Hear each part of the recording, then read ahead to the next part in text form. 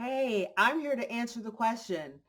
Do women apologize too much? Because women warriors don't apologize unless they should.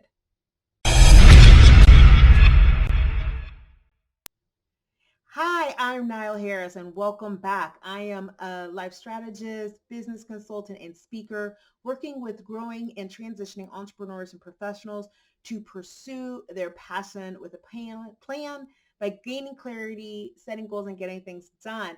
And today I'm talking about, do women apologize too much? Because women warriors don't apologize unless, of course, they should. But before I get started and dive into that topic, take a moment to like and subscribe to my YouTube channel, turn on the alerts, and join me on LinkedIn, Facebook, Instagram, Twitter at I am Nile Harris. And I'm looking forward to connecting with you there and having the conversation.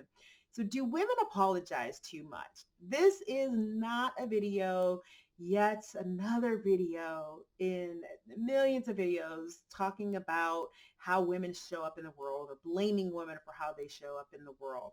I'm really trying to uncover and dig deeper into, do women apologize too much? And if so, why? And what can we say instead of I'm sorry?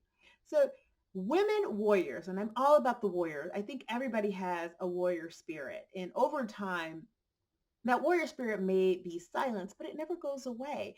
And when I say that women warriors don't apologize, that is not to say that when women warriors are wrong, that they don't apologize. Of course, when they are wrong, they do apologize, should apologize. In fact, research in 2010, and I'm just going to go ahead and rip the Band-Aid off and let you know, research that was done in 2010 looked at the rate of apology from men and women. And they found that both men and women apologize at about the same rate, about 81%, when they feel that they've done something to offend someone or they've done something that for which they need to apologize. So if that's the case, if men and women apologize at about the same rate for when they do something wrong, then why is there this feeling or this sense or in books about why women apologize too much and women need to stop apologizing? Because the study showed something very interesting, and I feel like that I see this play out in the world all the time, and I completely get and resonate with this research. And what it showed through this research in surveying both men and women is that even though men and women apologize at the same rate, women feel that they do more to for which they need to apologize. So that was interesting. Women thought that they were more offensive than the men thought that they were. And so do they apologize more in terms of like the numbers of apologies that they're giving? Yes. Do they apologize more in terms of percentage of the things to apologize for when they offend someone? No. It turns out, according to this research, and this is the part that I agree with and observe, is that women are apologizing for all sorts of things that have to do with their existence or things that were out of their control. And I found that really interesting because I remember being in a grocery store not too long ago, a few months ago, and the aisles at this grocery store are pretty wide. Like you could probably be 3 to 4 people across pretty comfortably, maybe three. Some aisles were four. And I was walking down the aisle. I wasn't stopping. I wasn't looking in this woman's general direction. I had a hand basket and she had a cart. And as I'm passing her, I gave her a smile and I was walking by and she apologized. She said, "Oh, I'm sorry," and grabbed her cart and moved out of the way for I don't know what reason. I, gave a Southern "you're fine" and kept moving, but I didn't. I just simply smiled. I didn't stop. I didn't slow down. I was just greeting her. And she literally apologized to me for her presence in the grocery aisle. And I take a look at other times when I have encountered other women apologizing. The elevator doors open. If I'm on outside the elevator waiting to get in, and a woman comes off, she'll apologize for getting off the elevator or being in the way of me getting on the elevator. And I'm just standing there politely waiting for the elevator to empty, regardless of who's on the elevator.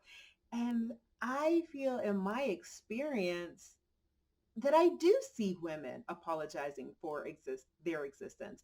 They apologize if they're if they have to say no, they'll be like, "Oh, I'm sorry, no, I can't," or "No, I'm sorry, I didn't get that done." And I started to wonder a little bit more about why that happens. And Deborah Tan in her book, or Deborah Tannen, sorry, in her book, I was looking at some research. Her book was Talking from 9 to 5, Women and Men at Work. And she found in her research that women were apologizing for as a way of being a conversational smoother. It wasn't that necessarily that they felt that they offended someone, but it was a conversational smoother in terms of um, if something was going on and it was a way to show sympathy. So if somebody said, "Oh, my car broke down. Oh, I'm so sorry." Or if they're 5 minutes late, "Oh, I'm so sorry." Well, you probably should apologize if you're 5 minutes late. But if you're, if you're trying to pass someone, "Oh, I'm sorry. Can I squeeze by? Oh, I'm sorry. Can I do this?" And she just sort of uncovered that women would apologize almost unconsciously, like they weren't knowing that they were doing it. And I say what I'm saying is sorry. I'm sorry is the new this that, and now it's I'm sorry. I'm sorry. I'm sorry. And the issue with saying I'm sorry so much is twofold. One, it can exacerbate feelings of imposter syndrome or a feeling of a lack of confidence in ourselves as women, especially at work, when we always feel like we're apologizing just for being in the room and men aren't. And then the second um, impact of always saying I'm sorry is how we're perceived, and it can diminish the power with which we enter a room, or we're seeing if in a meeting that we're always oh, I'm sorry for interrupting you. Of course you probably should be apologizing when you are interrupting somebody, and there are ways to do that, and we're going to talk about what warrior women should say instead of saying I'm sorry. But I want to uncover this myth. I wanted to unpack this because I do hear this a lot. And I'm not somebody who uses I'm sorry as a conversational smoother. I don't say I'm sorry a whole lot unless I've offended someone, of course. And the reason is, I grew up playing sports. And so then I just started in my own uh, world and observations, looking to see women who play team sports or contact sports, what their reality was like and how they showed up in the world in terms of using I'm sorry. And so playing team sports, I had almost all male coaches my entire high school athletic career. And I remember being very young, and one of my coaches would always tell us to stop apologizing. If you run into somebody, it's a contact sport. I played soccer, and it's a contact sport. You're going to run into people. You're going to make contact. People are going to fall. What an athlete does, what a good sportsman, sportswoman, sports girl, sports boy does is if they knock somebody over, they put their hand out, they help them up, they pat them on the back, they ask if they're okay, they show care and concern, and that's how you interact on a field.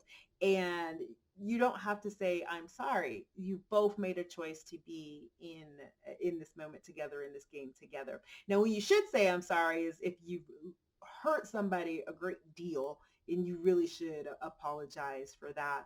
And that's was my relationship with apology and I'm sorry. You issue an apology when you do something wrong, or even if it's on the field, if you've really hurt another player.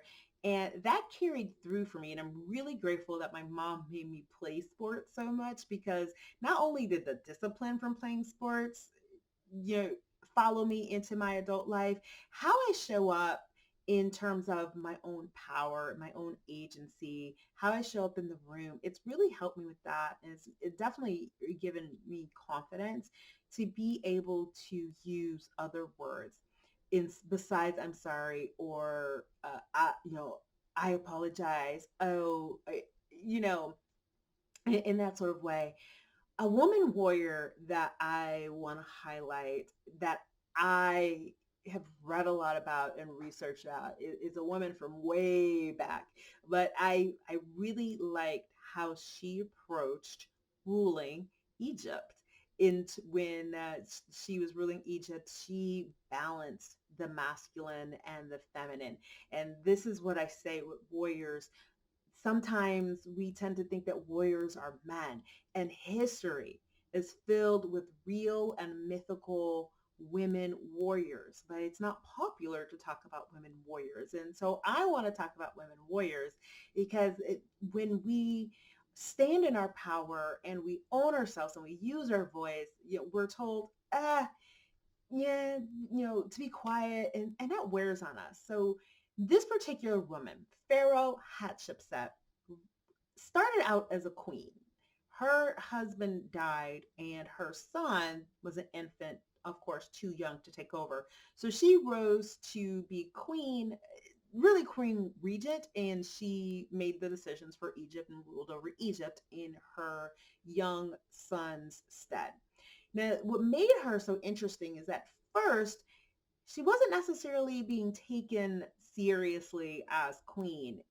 And she realized that in order for her to really rule effectively and completely, she would have to take on the title of Pharaoh, but not just the title of Pharaoh, but the aspects of Pharaoh. She literally balanced both the masculine and feminine aspects of being Pharaoh. So she wore the traditional headdress of a pharaoh and would have a bare chest, and would have sometimes the skirt of the pharaoh, or sometimes the skirt of a queen. And so she would have both on simultaneously. Now there are some statues where she appeared as a man, more masculine. She had muscles, she had the pharaoh headdress. Then there were statues where she appeared to be show up as her feminine self. She would wear the typical queen regalia. She blended both the masculine and the feminine into her rule, into her leadership style and philosophy, and it worked. She had followers. She basically had chosen key political people to be her closest advisors, both men and women, and she ruled over one of the more prosperous ages of Egypt. And this was amazing because there have only been, I believe, three women pharaohs in the 3,000-year history of ancient Egypt. Three.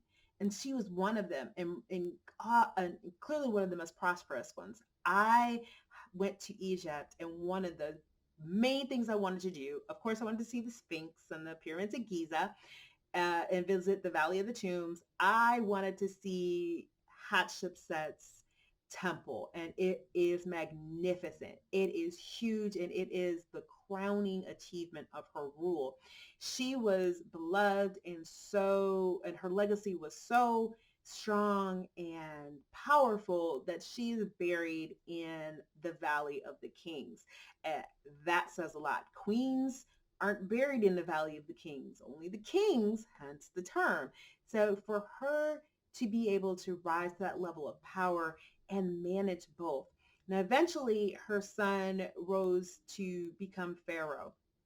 And it is believed by Egyptologists that he was resentful of his mother's reign and her popularity and the legacy that she left behind, that he sought to erase it. And it took Egyptologists a long time to uncover that she even existed.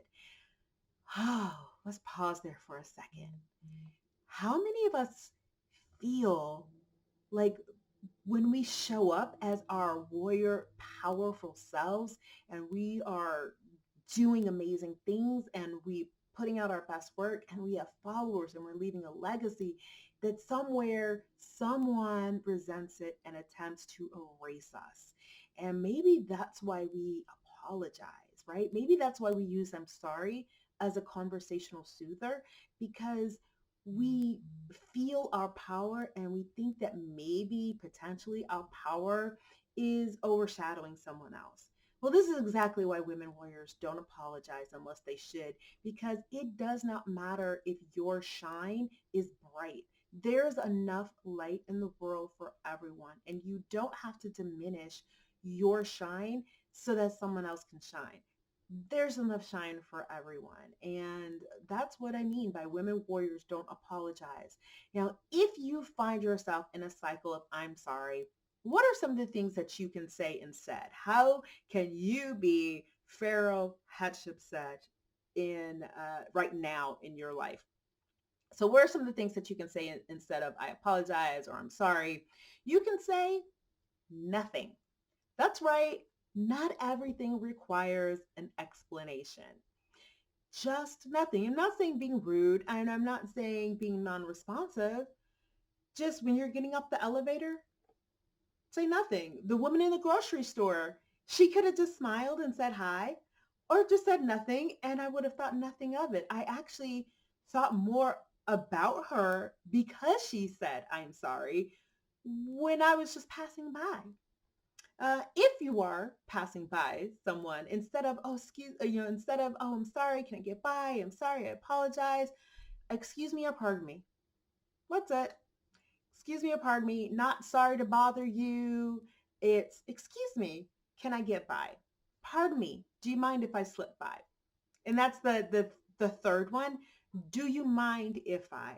I think one of the funnier things is when that I've seen. I don't know if you've seen it. You can tell me in the comments if you've seen this or not. But if a woman as asking for something, she'll apologize for asking. I'm sorry. Do you mind if I use your ketchup?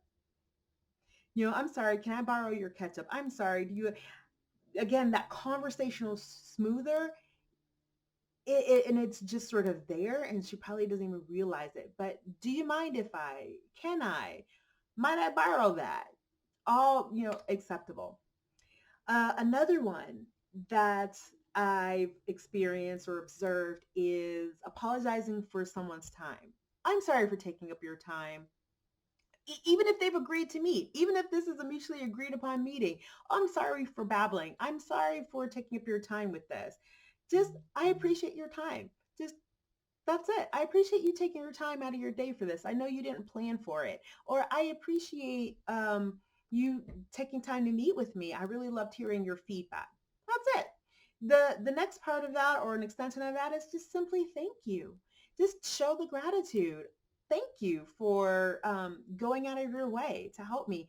People like to help other people. And it actually, it say this, when you apologize for someone helping you, you might make them feel awkward, right? So think about when you've done something for someone, you've sort of gone out of your way for somebody, and they apologize for you going out of your way when you either offered or you were happy to do it. Because did it make you feel sort of like they feel as if they've imposed upon you or they have a perception of you that you are bothering them? I know it makes me feel weird when people would call me with a question or we would have a meeting. Oh, I'm sorry to be bothering you with this. I would say, you're not bothering me. But in the back of my mind, I would thinking, well, why do they think that they're bothering me? Is it something I'm doing? Is it body language? Do I sound irritated? And it really took me away from the fact that I had helped them and provided a service to them, or that I was able to help them accomplish something, because I got so focused on, well, how is it that they perceive me? Am I coming across wrong? So when you apologize for somebody doing something nice for you, you might actually be counteracting that good feeling that you're giving them. So just simply show the gratitude and let them know how much you appreciate and they're caring. And here's the thing, and I know we're saying, Niall, but when women don't apologize, we'll be seen as cold, we'll be seen as the B word, we'll be this or that. You know, so what? You're a warrior, and lions don't sit around thinking about how sheep perceive them. And if somebody is so offended because you didn't say I'm sorry when you didn't owe someone an apology, that speaks more to them than to you. And I get it. You have to try to navigate the workplace where you're expected, women are expected to be a little bit more demure and have those conversational soothers. I ask you to reflect back on Hatshepsut. She ruled and reigned with um, with love of the people who followed her, and she left a fantastic legacy that still stands today. So that's amazing, and I encourage you to read about her, read her books. Queen Elizabeth I is another person who balanced both the masculine and the feminine, and that's really what it comes down to: is don't swing the pendulum all the way the other way. And I think I know I do this. If I get some feedback, I overcorrect all the way the other way, and then I gotta try to bring it back to the middle. So don't overcorrect. Don't like use nothing every single time. Sometimes if I'm I'll say my apologies. I didn't mean for that to happen, or you know something that's a little lighter that helps you transition into some of these alternative phrases. But, again, how people perceive you is none of your business. It says more about them than it does about you.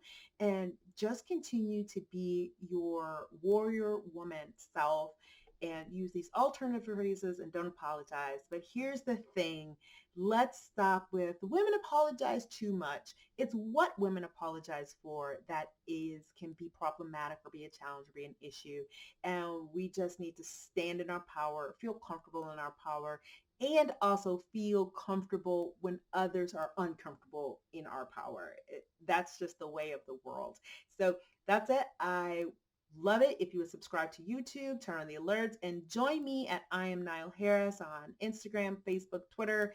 Find me on LinkedIn at Nile Harris, and visit my website, iamnileharris.com.